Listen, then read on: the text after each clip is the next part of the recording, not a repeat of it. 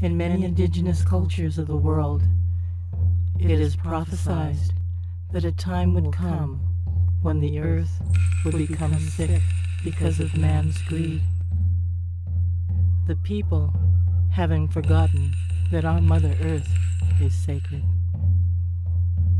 At this time, a new tribe will gather from all nations, known as the warriors of the rainbows. They will be mankind's key to survival and will remember through the ancient wisdoms how to heal Mother Earth. That day is upon us. Aho. Think of all the things that this mountain needs. You've lived here for so long, you know the healing that it needs. All of the bad things that's happened here needs to be erased.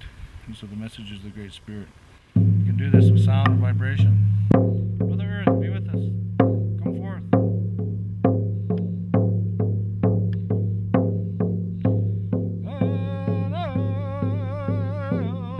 My name is Gina Weiss, and I've lived in Big Bear for 20 years. And we were in our 6th year of drought in 2004. We've had droughts in Big Bear. I mean, it's part of our ecosystem, but the trees didn't die like this year, this last drought. That was so alarming. That was the thing that made this drought different. This is something I've never seen.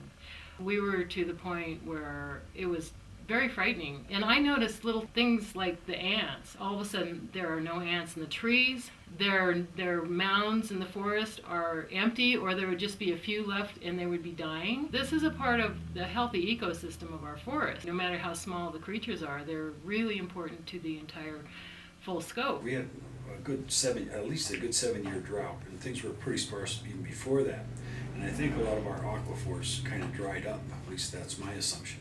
Our lake was, 15, 18 feet down. And even after a decent snow, it still stayed down. We had the experience the year before of evacuating. The entire mountaintop was evacuated for 4 to 5 days because there was wildfire that actually came within 8 miles of Big Bear.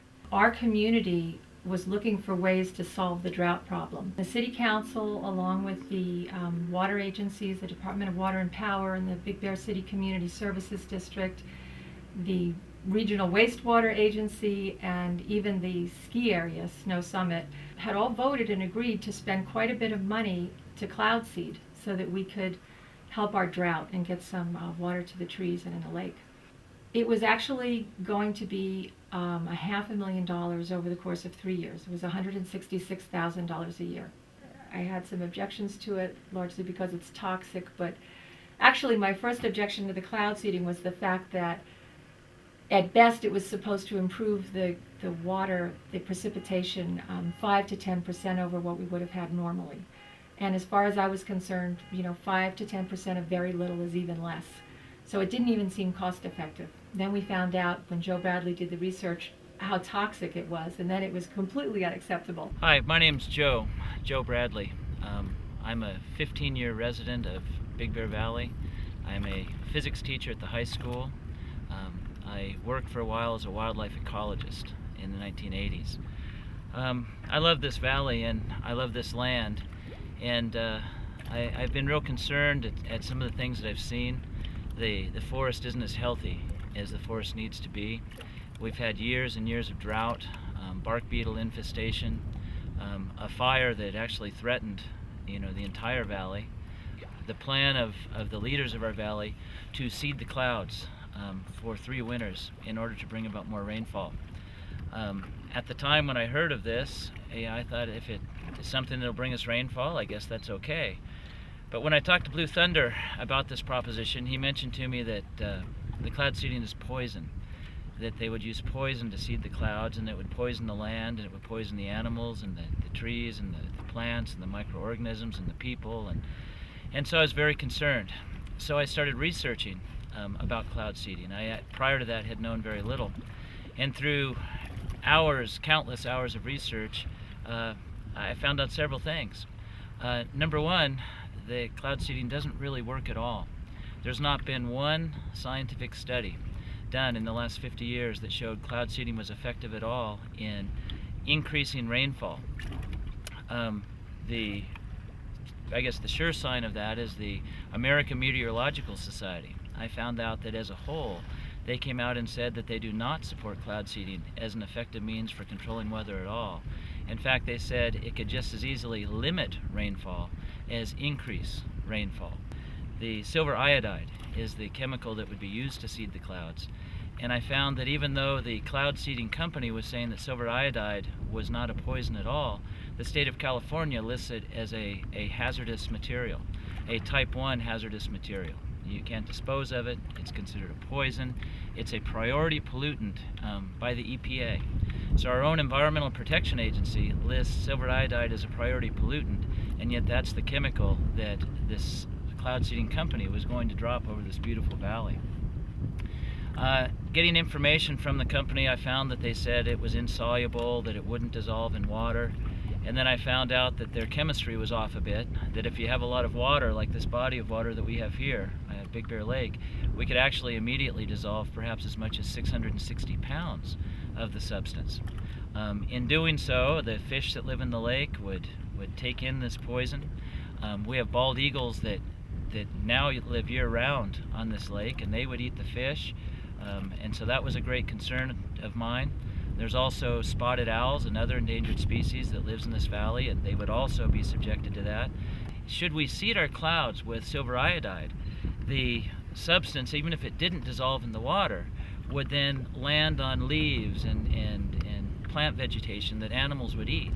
And as soon as they would eat that, it would instantly dissolve in the acidic environment in their stomach. So that all these animals, whether they drank the water that was now polluted or not, would be taking in these poisons nonetheless. There were studies done by the National Park Service, the U.S. Biological Service, and the World Health Organization. And all three studies came out and said that not only does it not work, but where in areas where we have cloud seeded, we've found these toxins in the animals that live there. The Santa Ana Quality Control Board that controls the water from Big Bear Lake all the way to the Pacific Ocean, and they came out in agreement and said that all of these accusations, all of these statements about what could happen are truth. And they declared that if our valley went ahead with this plan of seeding the clouds, that the Santa Ana Quality Control Board would pull all of their funding, which amounted somewhere between $2 and $4 million per year. With that being the case, thank goodness, our valley decided that we would abandon the plan for cloud seeding and trying to increase rainfall with silver iodide. When Journey to the Heart put on a conference called The Gathering down at Jenks Lake near Big Bear, that day, which was September 9th, it was pouring, and it had not rained here in months.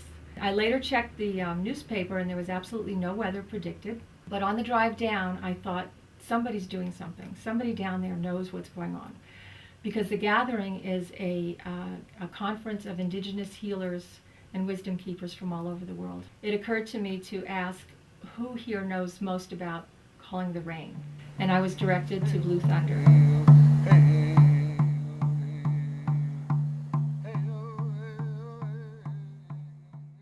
My name is Blue Thunder with the Eastern Shoshonis, Wind River Indian Reservation in Wyoming, working to help bring the visions and the dreams to all nations and all cultures. The reason that I came here was because I was invited by the Journey to the Heart organization that invited 30 indigenous healers from around the world to come speak about how the earth works. So they heard of this ceremony that I did right here, called the 19 plus 1 equals 20. We call it the Magnificent. Here's those 19 sacred sites. There's 19 of these points. In the sacred sites, the mountains and the energy places where the energy crisscrosses and goes through is called a medicine wheel. That circle is 1,200 miles this way, 1,200 miles that way. What the earth was made of is electrical magnetic energy and these grid lines. So those energy lines get gnarled and knotted and stuck, or they disappear altogether. And then those are dead zones. So if there's a dead zone on the body, it'll turn to decay and it'll be rotten flesh and green. So on the earth, the same thing happens. Electrical magnetic energy is disconnected because of the mining, the railroads, any development, housing developments that dig holes in the earth. Those holes leak light. Everything is affected by thoughts and actions on the earth. The earth holds harmonic sound. Vehicles, bulldozers, and other types of machinery go out there and break the rock. That sound goes into the rocks. Now everything does not vibrate in harmony. In 2002, The scientists were now saying in Yellowstone, underneath Yellowstone Lake, there was a caldera that had risen 10 stories tall. What had happened because of the bad vibration and sound, on the opposite side of the world is the Caspian Sea. Around the Caspian Sea is Iran and Iraq, Afghanistan, Pakistan, bombing, shaking the earth. So that vibration goes all the way through the earth, touches Yellowstone, and vibrates. So the cracks of the earth vibrating close. Now the caldera is rising, getting ready to explode because of bad sound and bad vibration. In our tribal nations, we have a story that's called the butterfly effect. If a butterfly flips its wings on one side of the earth, it will be felt on the opposite side. That's how sensitive Mother Earth is to sound. And the scientists were saying that if the Yellowstone blew, it would be 200 times the size of what Mount St. Helens was. They mentioned that the cloud of dust would have went around the earth and blocked out the sun for 2 years. The dreams and the visions came to me and told me to get out of college. They said, your real degree is in the rock art, in the canyons, and the valleys, and you're to go there and you get the real wisdom and the knowledge.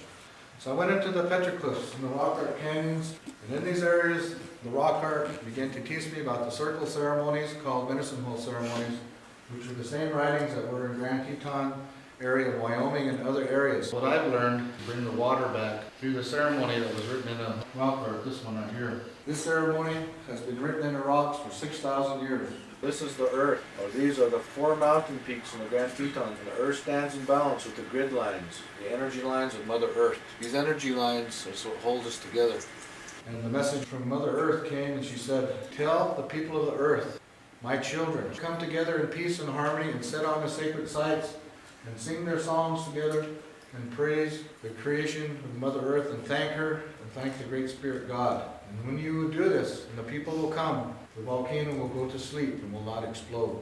And so I traveled for many months, from November 2003 until May 8th of 2004, asking the tribal nations to help the white people, the black people, and the yellow people. And when I went to these mountains, I had to recharge them with crystals, sacred stones. In the Grand Tetons, we had 300 people arrive here. And in these other places, there was anywhere from 250 to 25 people. And the message was, if only one person went here, that would be all that would be needed to put the volcano to sleep. And it happened. So on May 8th, we were to vibrate the earth for 24 hours with songs. So when we did this for 24 hours, the volcano went to sleep. Those cracks opened up, and then the geysers began to go again. And then the pressure was alleviated in Yellowstone. The rain and the snow and some of the springs were open in this big circle. On June 3rd of 2004, the scientists in Yellowstone National Park were having a meeting about what happened to the volcano, and they were going to show all their seismic graphs.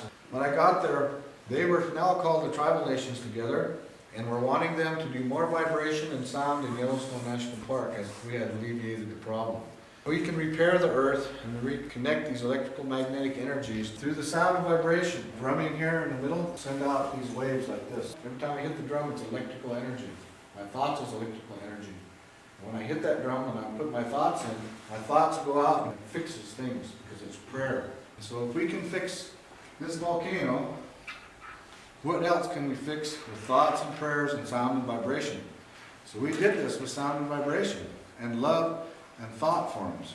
The earth holds such powerful sound that she is alive and she's real. She's conscious. She's a living organism.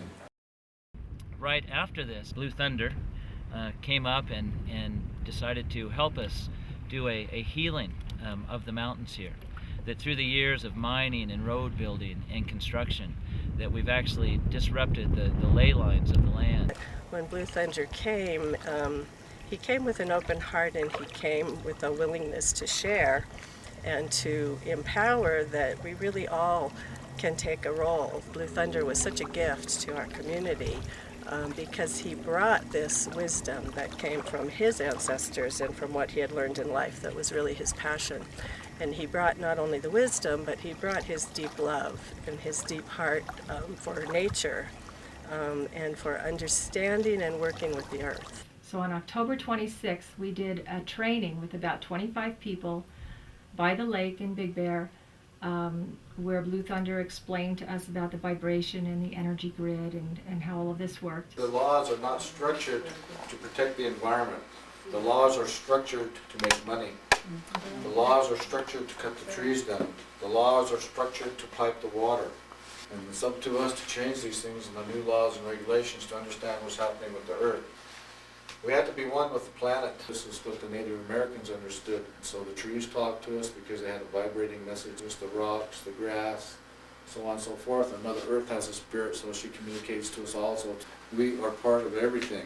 Powerful energy was upon the surface of the planet. Right now that energy has been dimmed. And Mother Earth can change all things and put it back into working effect immediately. But what will happen was catastrophes will have to take place and the humans will be hurt. The rocks hold the crystalline matrix together, which is called the ley lines. So if you pick up any rock out there and move it back and forth in the sunlight, you see like little diamond sparkles in there. That's the energy that holds things together. And when highways come in and cut the surface of the planet, it disconnects those energy lines. So what we're going to do now is put these lines back together. So the Earth has been imaged with bad vibration. It's the heartbeat of Mother Earth. This sound is this. Heartbeat. This is the heartbeat of the universe. Scientists have found that there's a thudding sound in the universe going. That sound connects to this drum, connects to the heart, connects to the universal presence. We connect the energies back to the surface of the planet, we fix her, the energy lines will come back together. So this is why we smudge, this is why we use the drum. In the medicine wheel ceremonies, we go to those mountain peaks and we energize them with sacred stones, crystals, and those things pull high light, high energy, and reconnect the energy back to the sacred peaks or to the areas that were developed and disconnected. With these ceremonies that we're doing, we'll vibrate the earth and we'll repair the cells of the earth. The sound pulls the ley lines together. With the vibration of the drum and the vibration of our tools and our voices and speaking in peace, we'll image the earth again with sacred purity again, and then the ley lines come back together. That the snow will come back in and the rain will come back in. The forecasts, for the winter were not supposed to be a winter of much rainfall at all. But as soon as we started training for our ceremony, our sacred ceremony, medicine wheel ceremony, we had a snowfall of 2 feet, and this was in October. People that were looking out the window were actually seeing the spirals coming in and anchoring into the lake. What was forecasted was a very large snowstorm way, way, way up north, an Alaskan storm. And that one, they couldn't track anymore, they lost it, and I believe we got it because we got 2 feet of snow and the ski slopes opened a month early in October. Normally they're very happy if they open on Thanksgiving weekend. Blue Thunder set up this amazing medicine wheel ceremony. So between then October 26th and November 15th, Blue Thunder was traveling around to these 8 other sites on the spoke and organizing people and training them at those areas.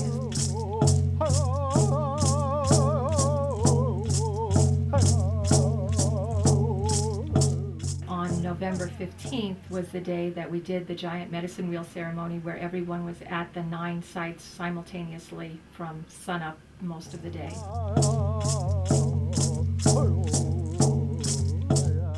And we had, amazingly, for a town this size, for this little community, we had about 65 people at our hub site here in Big Bear out on the lake.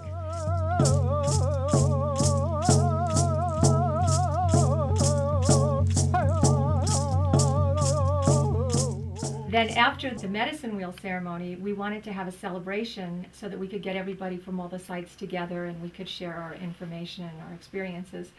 And we set up a dinner and a wonderful celebration on the 20th. Many of us were kind of praying that there would not be heavy snow until we had our celebration so people could get up here to the mountain from the other areas. And that worked. We were good at that. But on the 20th, where we had this wonderful gathering of people, and we had Aztec dancers from Los Angeles, a family of 11 that were just wonderful, and we had people from all over from different cultures. It was amazing. It was just a marvelous ceremony, and it was probably about 9 p.m. that night that Jola looked outside and said, "It's snowing, and it's snowing hard." When that snowfall stopped, we again had a 2-foot snowfall. The children from the Aztec dancers were outside screaming because they had never seen snow. It snowed so heavily that within an hour or so we pretty much had to tell everybody, you're not going anywhere. Where we did really ask that we not have snow so they could come up, we forgot to ask that it be delayed until they got down the mountain. As the winter progressed, it turned out to be the second wettest winter in history in Bear Valley. And this all happened after all the predictions were that we were in the most severe drought with no end in sight. Then we have had precipitation throughout the winter, very heavy precipitation, such that the lake, which had been 17 and a half or 18 feet down before we started all of this work, by April or so was full, absolutely full. It got within 1 inch of the top. That's the unique thing now. If you look at that lake right now, it's full, because we haven't had what you might call, any big torrential rains or anything like that. So, well, it just filled up because of what happened 2 weeks ago. After last year and the ceremonies with Bennie LeBeau, the water came back, and I noticed also the ants came back. Some were different breeds of ants. However, they're back in the trees again. They're coming back, and that's a hopeful thing. Ants can be considered a pest, but actually, they are important. Fred was mentioning to me when he was a kid, he used to go down into Holcomb Creek and fish. We kind of joke about that because for the last probably 10 or 15 years, I don't think I haven't seen a fish down in there, but I know people fish. Well, we were lucky to see water. Yeah, and this year the beaver are back down in there. The beaver ponds are full, and we actually saw some trout down there, and that was the 1st of November, which is really rare. Whenever we do encounter wildlife right now, it's kind of a real blessing for us. We kind of stop and appreciate, whereas before we'd be yelling and maybe shooting a gun or whatever, but now it's like, you know what, we better take care of these people. They have a certain element that we need, I think this time of the year, normally we see things pretty well dried up. Lake or pond generally by this time of year would be dry. Be dry. Yeah, and it's full.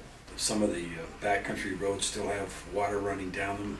The seeps are still flowing. We ran into one yesterday that was not only flowing, it was actually spurting water. And we haven't seen anything like that for 20 some odd years. Yeah. But the water is clear. The spring that comes out of that particular camp there, it's just crystal clear. Cold and drinkable, just great. The other thing we noticed, particularly yesterday, I noticed that there were a lot of birds. Generally, we don't see that many birds, small birds, large birds flying. The interesting thing is they have water now, whereas this time of year, when the water source dries up, they usually leave the area. A lot of these creeks that Fred and I either walk over or ride over, even on the valley floor here and then up a little bit higher, are still running. And that's kind of odd for us. In the 25 years that I've been here, this time of year it would be really, really rare to see water even trickling in some of these places. Yeah, usually it's just potholed up and maybe a spot where it's coming right out of the ground, and the creek down below would be completely dry. This year the creek's running right on down all the way through. Especially that creek we were at yesterday, that thing dries up right off the bat, and it's been watered all summer long. And it's nice to see the water staying for longer periods of time. After the medicine wheel, Blue Thunder explained to me that the work had really just begun, and that there was a lot of work that he would like to do around the entire valley that would really bring this grid together. And that's how we got him back out here this year. Here's the Big Bear Medicine Hole. Here's Big Bear Lake. Here's those 8 points on the outside. The area from Big Bear Lake where we did the ceremony goes out 120 miles out. Now these points right here, these are 4 points vibrating together with sound, and us in the middle. So there's the Big Bear people who were vibrating with the drums and singing songs and asking for prayers, or sending circles out. The drum, every time you hit the drum, your thoughts went out. Electrical energy vibrating, healing all the negative things that happened on the earth, fixing it. Those out here, we're doing the same, sending it in. We were sending it out. They're sending it in. We're sending it out. It's going up. Okay, here's all 8 of them vibrating together. Look at all these energy lines reconnecting. This is the flower of life. Bringing the water. The water went way out, went all the way to Las Vegas. This is how the water works, the vibration, the springs and everything. Right now there's been many springs that has opened in Big Bear. A lot of you know about this. Why have they opened? Because of this. I also predicted last year, when the snow came, I predicted that there'd be no snow this year. And I mentioned also why. Because the vibration and the sound that's going on in this valley will disconnect all the work that we did. Most of it, I shouldn't say all of it. 3/4 of it. but the springs would still try to work. Now what I've been asked to do was to help bring more water and snow here. So I've been here for almost 2 months working and studying the earth again, looking at these peaks on the top of Big Bear to help energize the earth again. Okay, this is what we're doing right now. Reharmonizing the peaks around Big Bear. Tip Top, Onyx, Sugarloaf, Grand View, Crafts, Johnville Flats, Hawes, South Peak, and Silver Peak, and Keller. And then the last one that we'll be doing will be in the center. So we're going up here, a lot of the devastation of the mining and development around this area has disconnected the energy here the last 100 years, almost 200 years. And when they disconnect the electrical energy, well, what we have is this, we're going through now. No more water because there's no snow. So what I'm doing is using crystals, and these hold high energy, white light. So when I vibrate the drum, and the energy shoots in here and charges the mountain, and stores the energy back in there and prepares those peaks. That's what I'm doing on all those peaks. This is old age, old wisdom, so now it's coming back to many of us how to energize the earth and the world with these sacred stones. These lodestones are genetic magnets that hold the earth together. So I use these to repair the earth and the grids with these crystals. I'm a crystal. This is a crystal. The water is a crystal. The clouds is a crystal. The oxygen. So we have been made to download, to manifest our thoughts on earth to make what we need, all through the crystalline grid. This is how things work. So we're getting ready to harmonize for the water and the snow that the springs for the next season. Healing Mother Nature, for Mother Nature to heal, to sustain life here, which is the grass, the trees, the rocks, the animals. You know, all of us are working together now to bring clarity and wisdom of what happened to the earth. The development on this mountain is causing this electrical energy to short circuit from the mountain. It's turning it into a dead zone. And electrical energy is a conductor to the water, to the springs, and to the rain. The trees hold 300 and 400 gallons of water. How much gallons of water do we hold in our blood? It's the same and similar. That tree came here to give us oxygen, and its roots go into the earth. And the tree gathers electrical energy from the sunlight and the wind and generates electrical energy into the earth. And that's the importance of the trees. So if we cut the trees down, the light leaks out of the trunk. And then the energy is leaking out of the earth. Well, it's easy to fix, and that's with our hands. It has electrical energy. Stick it on the end, ask it to heal and seal the nerve endings. It's leaking the light, and then it seals and stops. And then you seal the light. Now the tree turns healthy. So looking back into history, many people died down here in this flat. The Chinese, the indigenous nations, Mexicans, whites, blacks, and the yellow nations. Their spirits are still trapped in the soil. The earth images all the sound like a videotape recorder, and it's being replayed over and over. So you see the battle still going on. Their spirit is there. Electrical magnetic energy, the vibration of what they were doing when they died.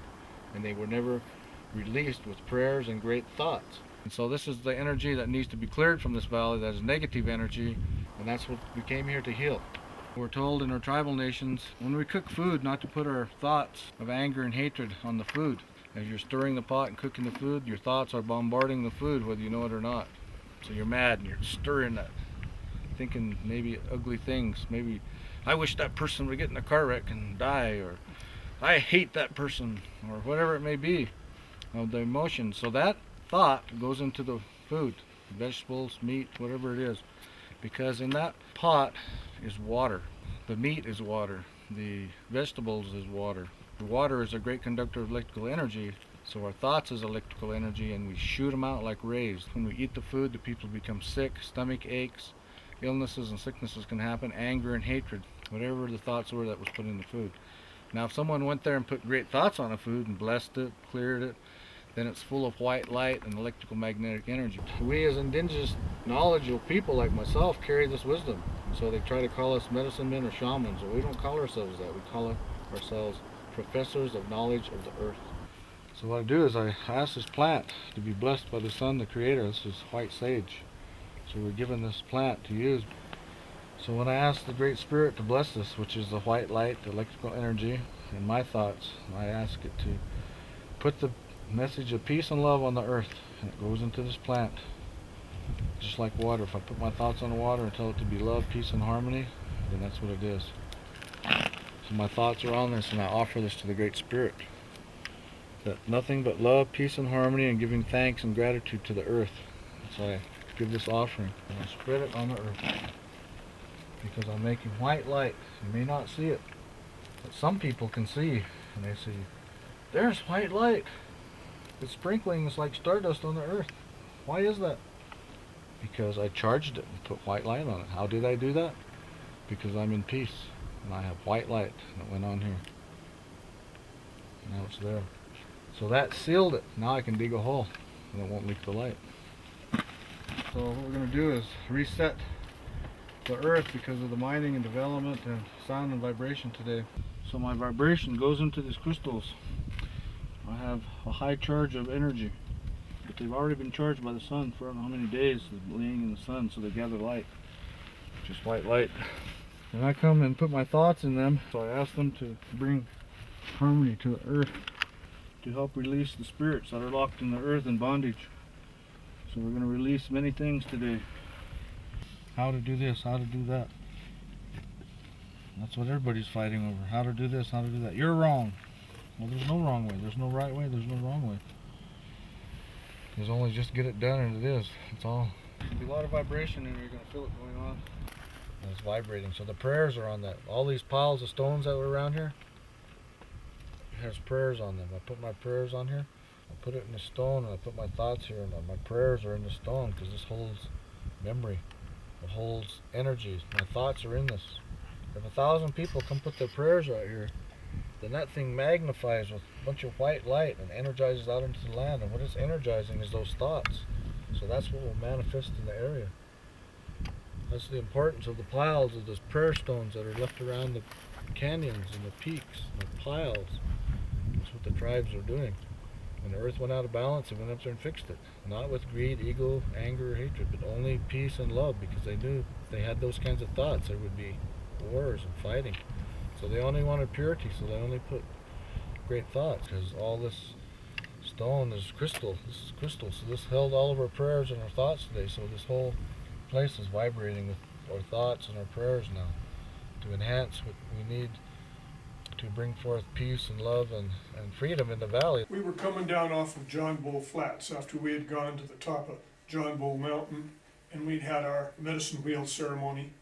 The whole area was holes in the ground, maybe 30 feet in diameter and 10 or 15 feet deep, where these guys just came along and just poked holes in the ground and got down to the bedrock and were panning for gold. It was a mining community, and these holes in the ground where they were living must have been a terrible way of making a living, thinking that you're going to strike it rich. It was so full of negativity, you could feel it. It was just a blighted area.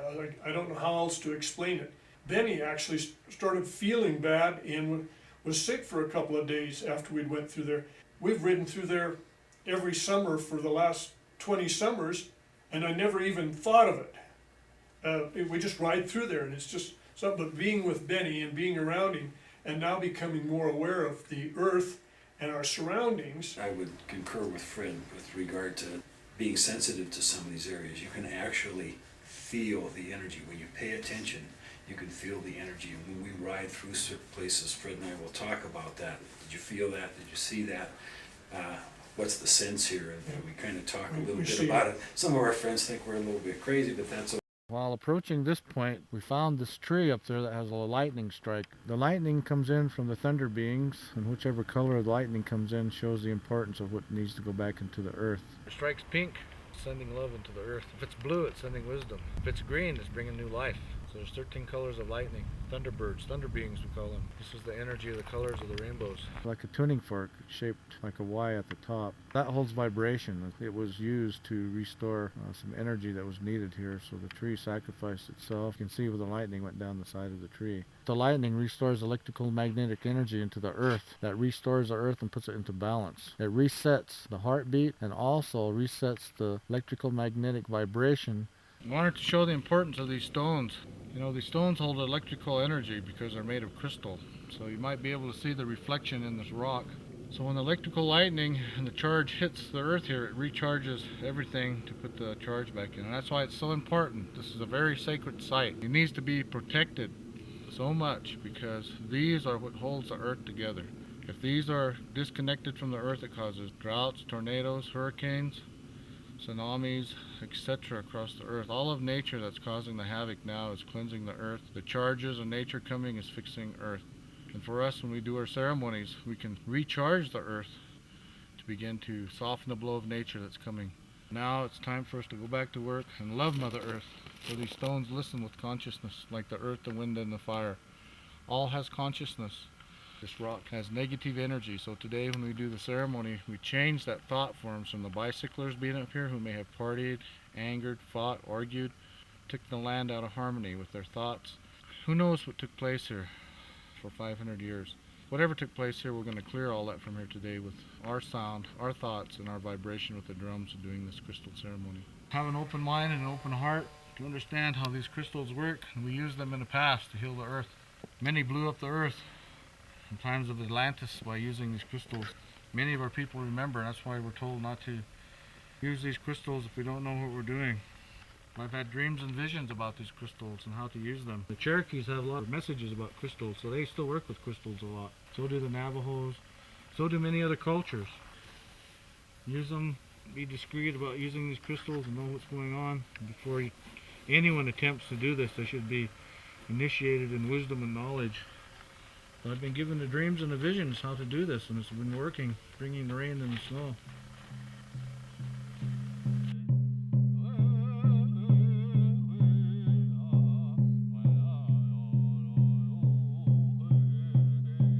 Great sunset this evening. The purple over there and the pinks and all that's talking about leadership and love and peace. The golden light is the light that's coming on the earth, they say, to hold down the bad sound, and that so the earth can heal. That's what that golden glow is. See all the pink right now. The energy is here to help us, and the spirits are here. It's everywhere. So this is the sacredness of the earth, how sound and light and vibration and the colors of the rainbow warriors are returning. Once we do these ceremonies, the rainbows will return. These sounds cause bad harmony to the earth. Takes things out of vibration and harmony. Puts that sound into the earth, and that's what vibrates here. That's what doesn't let the water come in. Asking for the rights and the respect to come in here. If we pick anything up, make sure that it doesn't belong to another spirit. Ask their relations if we could use them for a purpose. Everything holds consciousness. We have respect for everything, then we have a great balance. And today we're going to balance and clear and cleanse nature. So what you're doing now, put the water on, is with love, your femininity, and energizing with your peaceful relationship as being a woman, because you carry more love than we do here as men. Because you're so kind-hearted and loving and caring with everything you do, soft and gentle. So that's what Mother Earth wants back, is the gentleness, the love, and the caring relationships for all things, and you have that.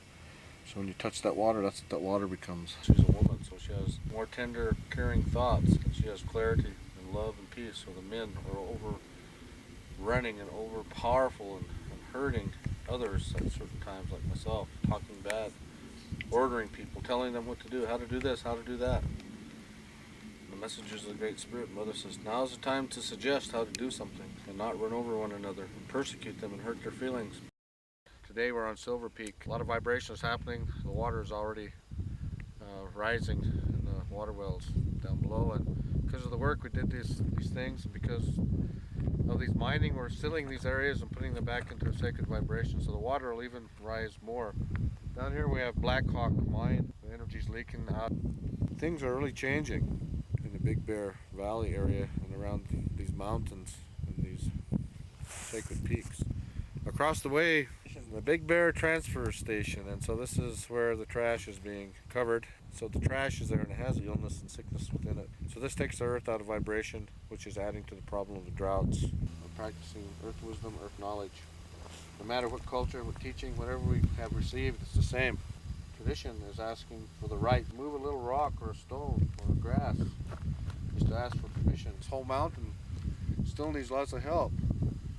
So when I leave, my messages are for people to begin to be the practitioners and fix the land that's needed. We're going to do the ceremony to connect to the mist. The mist is electrical energy. I knew that this mountain was going to be a very powerful mountain to heal, so we needed all the help we can. So with prayers and thoughts and intentions, sent the message to the Great Spirit to send the helpers in. So what we have this morning is this mist that's surrounding Sugarloaf.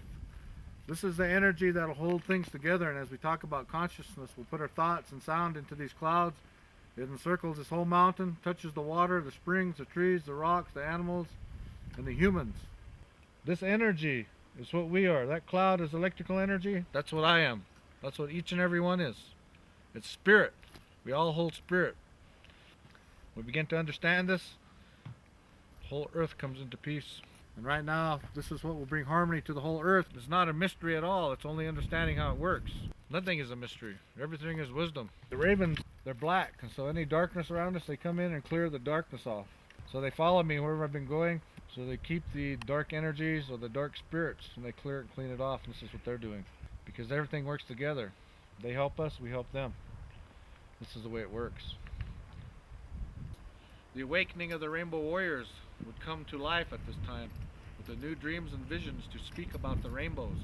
The Rainbow Warriors are us who will work with the knowledge and the wisdom of the earth at this time to speak about why that tree has water in it, why it radiates with the rainbows, and why it's electrical energy, and why the electrical energy goes into the roots, and the roots is the water which has electrical shock that touches the quartz crystal, that energizes the quartz crystal to send the electrical blanket across the earth with electrical field that goes into our feet, that goes into the plants and makes the flowers grow, makes the trees grow, the animals connect to it, they grow, the insects grow from the energy, everything grows from spirit.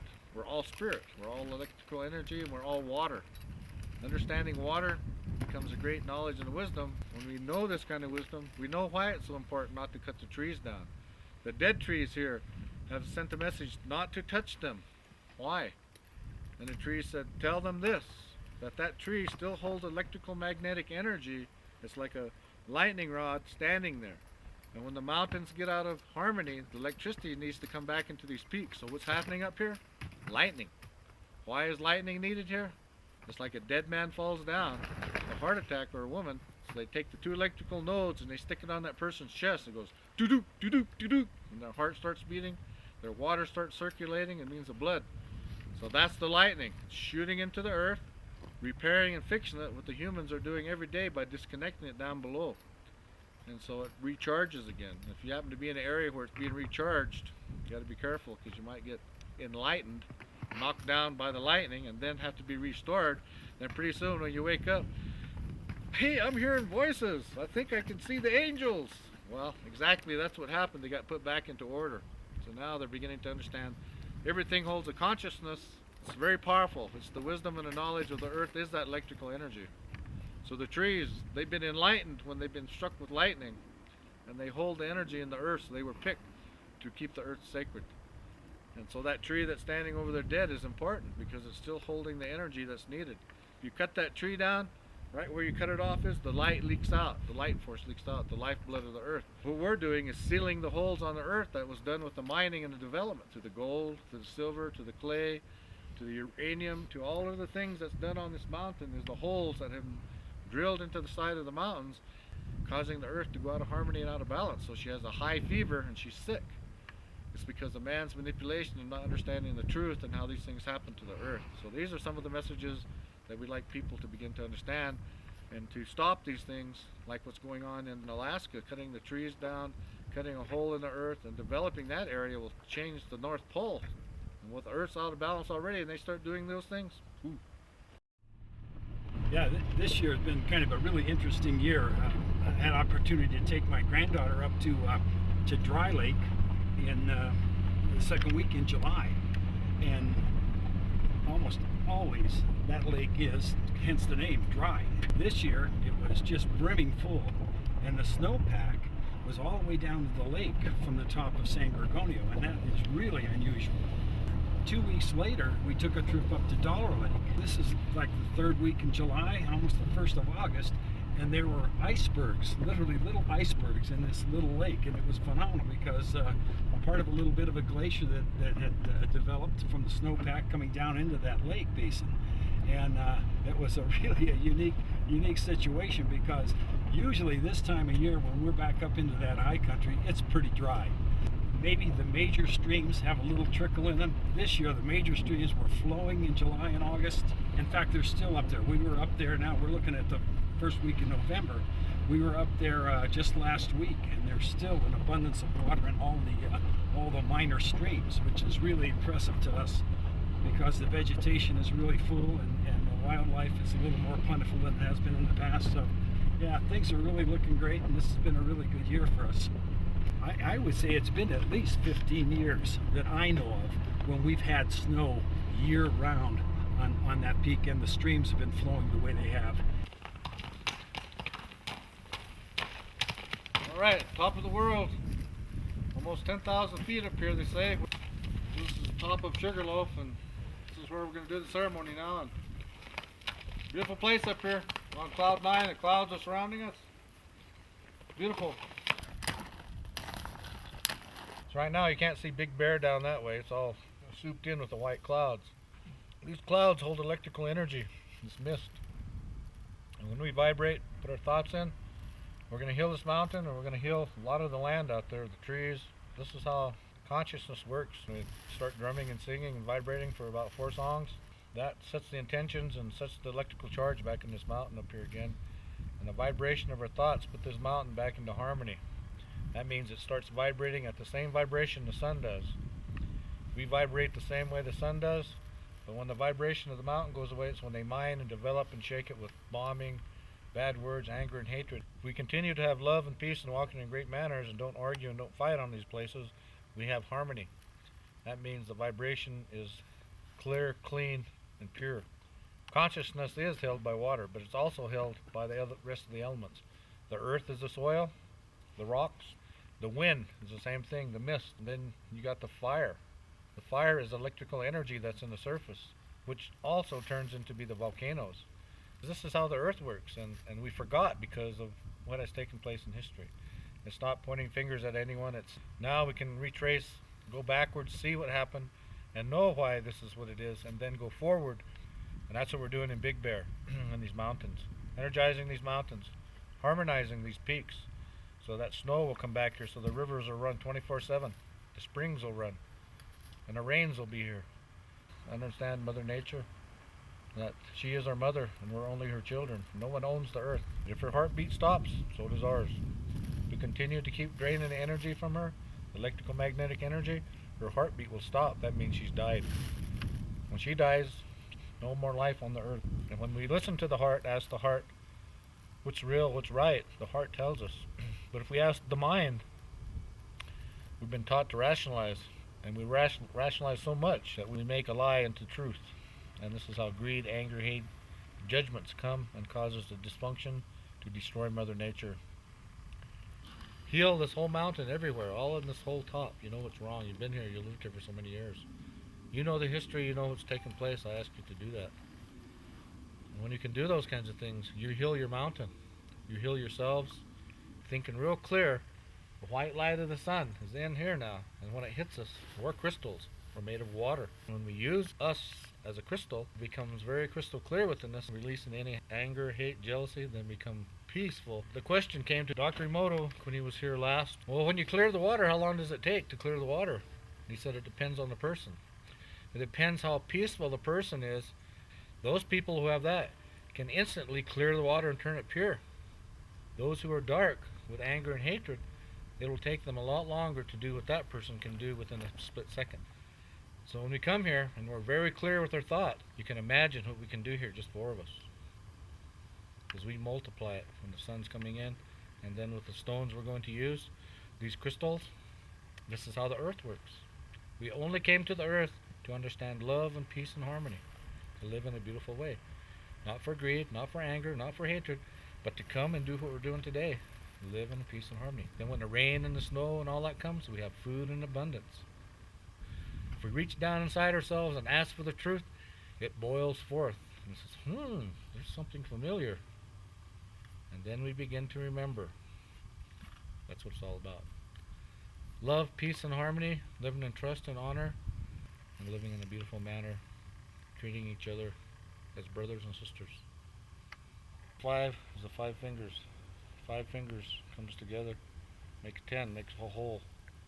When we begin to know white light, how it works, how purity works, how thoughts work, and that's what we're going to do here. We're going to put white light into the earth and store it and charge the earth and ask for harmony and peace and love through this valley and erase any negativity of the cowboys fighting, of the rustlers fighting over land, fighting over water, fighting over women, prostitution, mining, etc. Everything that took place in this valley, we're going to ask for it to erase that thought form from the earth, that it never existed here, so it can be back to normal and in peace.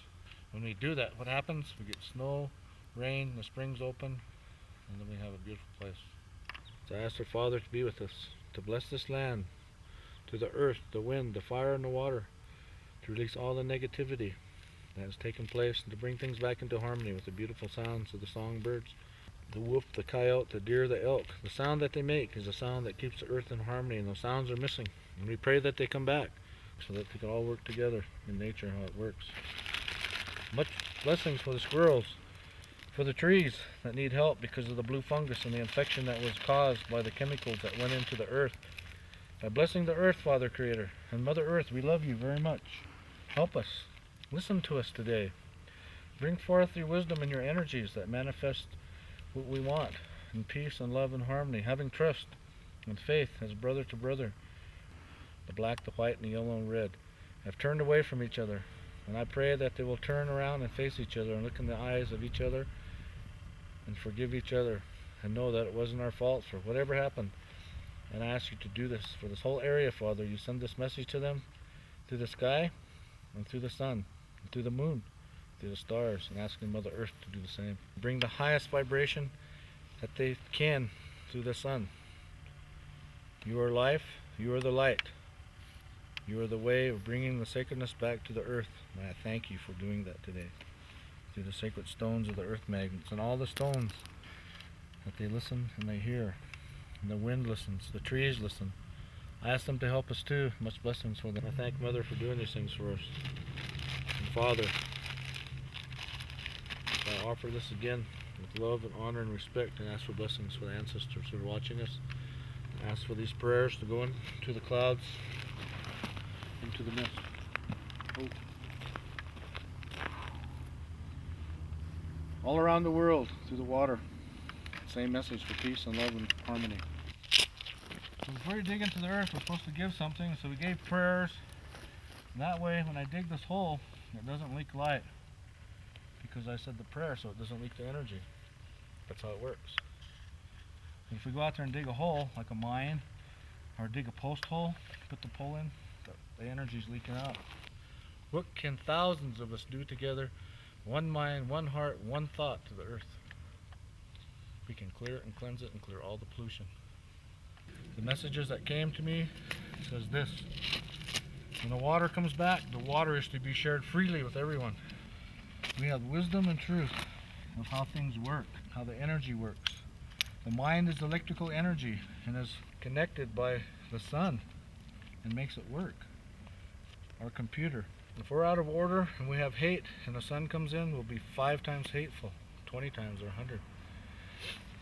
If we're suicidal or murderers, the thought will rise 100 times over. If we think we're sick today, that's our thoughts. We thought that thought, we will be sick. If we think we're not sick, we won't be sick. Thoughts is what makes everything. Harmony or peace, because we create our own heaven or our own hells. And today we're going to create a heavenly place. And some of the stones have messages how to do the ceremonies. Pick up the stone would talk to us because it's a crystal like a computer, and it would tell us all what we needed to know. But before you could hear that, you would have to have peace in your heart, peace in your body, not judgment, and then you would learn that. That's how we know it.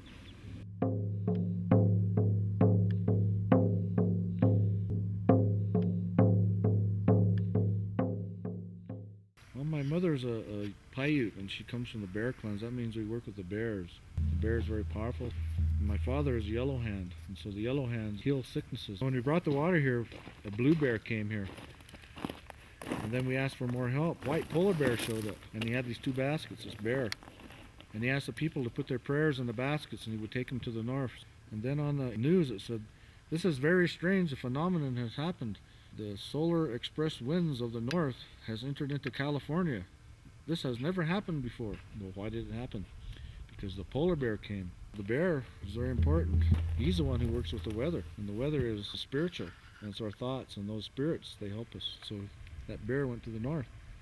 If you watch the weather patterns on TV, you see him spiraling around that circle. And so the wheel's still spinning, the energy. Every cell is connected, but it's the water that holds our cells together. On the earth, it's the same thing. It's the water that holds it together. There's circles within circles, because the earth is circles and circles. We repair the circles. And so when we're doing our thoughts and drumming, because it's electrical energy like we put around this, the clouds circled around the mountain. This is what's helping the mountain, and that's how it works.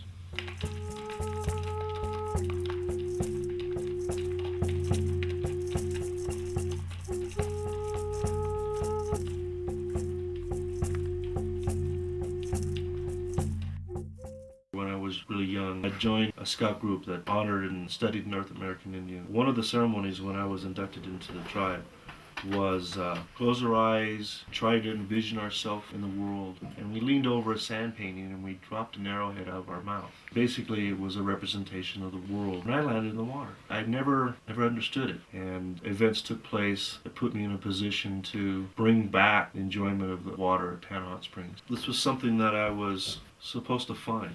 I wanted to talk to any of the local tribes about stories of ancient burial grounds possibly out there, or a village out there.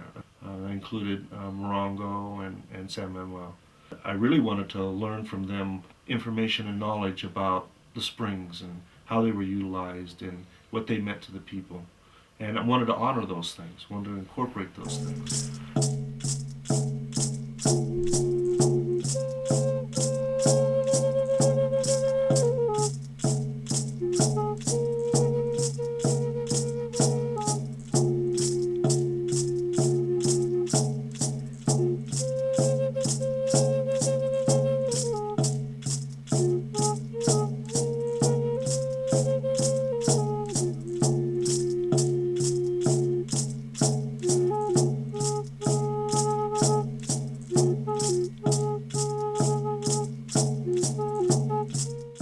Circles within circles. What directions? What's above is below. What we did below here is what we did up there.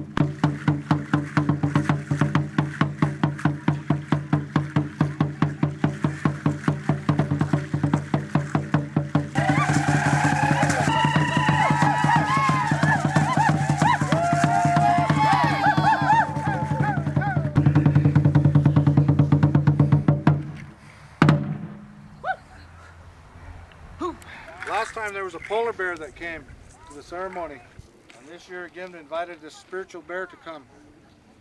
And it was carrying a basket and asked us to put our offerings in the basket.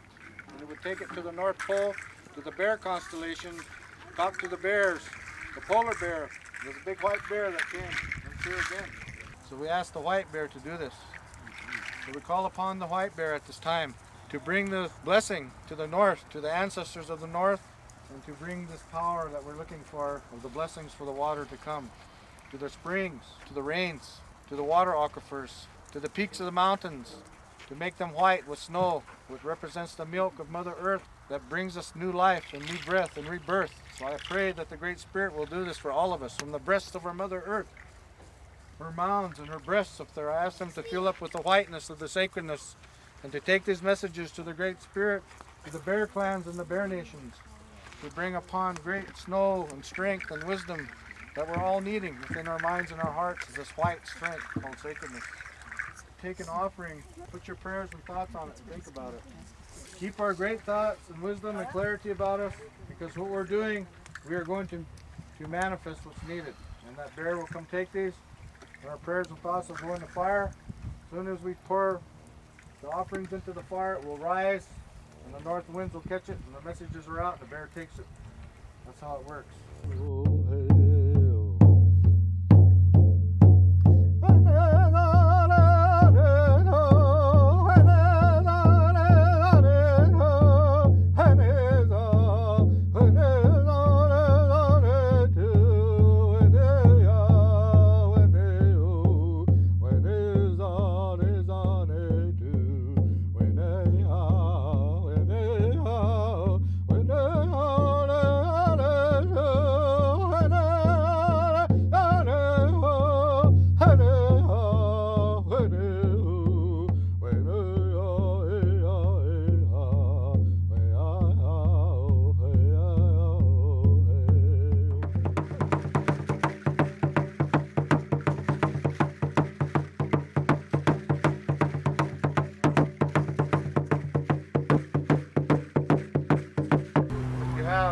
Gotten any messages or dreams or visions, I ask respectfully that you share these messages with us, because they're very important messages, because we are the dreamers of the future. With our messages that the ancestors sent to us is within us all, they bring peace and wisdom and clarity.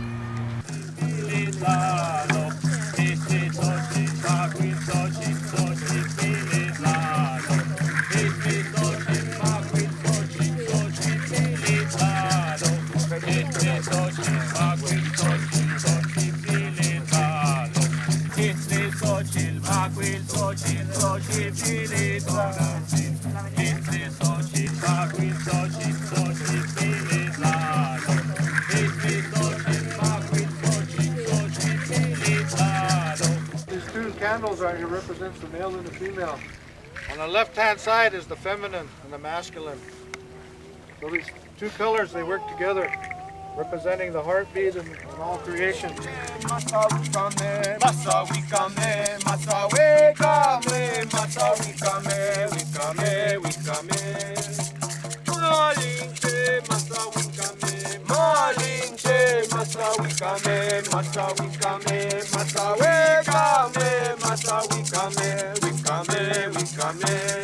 Venadito azul, venadito azul, corre aquí conmigo, venadito azul. I'd like this to go on every day for us to do this kind of stuff, and then just go out and gather food and come back and enjoy each other.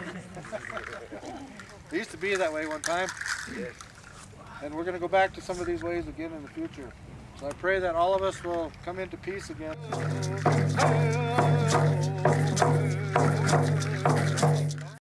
Well, I've been helping Fred fix his well ever since 1999 when I married his daughter. I was having problems with it occasionally. Every year I had to pull it out and add an extra 10 feet to it or an extra 20 feet to it and put it back in. And then that summer it would go down even lower. The well kept sucking up a lot of dirt. It's quite a job. There's a lot of work to it and pulling up all the pipe. I'm a pretty skeptical person, and I didn't really buy into the whole Blue Thunder changing things around here. After we started the cleansing of the mountains and the peaks back in November of '05, my well, about a week later, starts artesianing. And my well has never artesianed. Fred called me up and said, "We're not going to have a problem with the well anymore, Will." And I said, "Why not?" He said, "Well, it's artesianing now." And what that means is it means that water is actually squirting out of the top of the well. It went from being between 60 and 80 feet down to actually squirting out of the top of the well. Since that time, my water levels have stayed up. That made an instant believer out of me. We're a unique ecological environment in that we are, the airport level is 6,750 feet. Then you have the ski areas that are going to go up, of course, higher than that. And basically, it's a valley, and it's a mountain valley, and it's a bowl. So The water that we drink, the water that is in our aquifers, is the water that comes from the rain. We don't have any other water pumped in here. So currently what's happening in our community is that because of our concern that there will not be enough water for future needs, BARWA, the Regional Wastewater Agency, has proposed to do an aquifer recharge program, which would involve taking highly treated sewage water, mixing it 50-50 with potable water and putting it back into the ground and then pumping it back out of the aquifer. This is an exceedingly expensive project. And frankly, myself, I really don't want to drink highly treated wastewater. It's going to be hard for me to accept that it's cleaner than the water we have now. Living here for like the 59 years, 58 years that I've lived here, you know, and I grew up chasing squirrels around, and I was walking in the same areas that I walked in when I was a kid growing up. There was nothing there but just brush and trees. Those same areas now being hundreds of houses, and all of those areas completely gone. Development and mining and subdivisions and minor subdivisions and building that we have is taking away from the resources of the water that we do have here. We have absolutely uncontrolled growth in building. And anybody that wants to build, it's yes, yes, yes, and bigger the better and the faster. And so now we're running out of water. We're digging in and plowing and shoving aside nature and putting in, parking lots and houses. I would like to see these agencies think outside the box. And for example, with the cloud seeding, the thought of